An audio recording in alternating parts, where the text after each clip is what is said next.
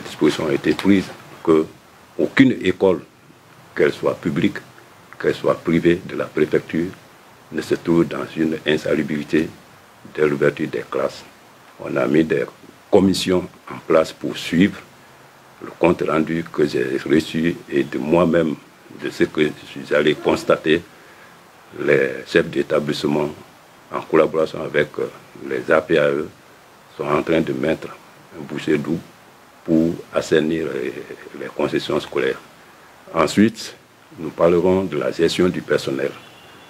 À ce niveau, nous devons vous dire qu'on a fait un travail préalable, puisqu'il faut utiliser le personnel qui est sous la main. Quoi qu'on fasse, il y aura toujours des besoins, mais pour l'année scolaire que nous entamons, nous avons fait encore un travail technique avec tous ceux qui sont considérés comme encadrés scolaires pour voir l'ouverture prochaine que nous attendons. Il nous faudra combien d'enseignants, combien de cours pédagogiques. C'est ce qui nous a permis de redéployer certains enseignants qui ne pouvaient pas avoir de classe.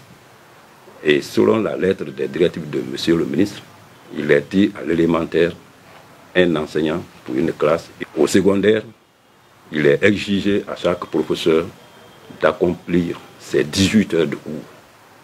Et l'endroit où dans n'importe quelle école où un professeur n'est pas à mesure d'assumer ces 18 heures, que le responsable de l'école nous remonte l'information pour que nous puissions le mettre à cheval pour compléter ces 18 heures dans une autre école.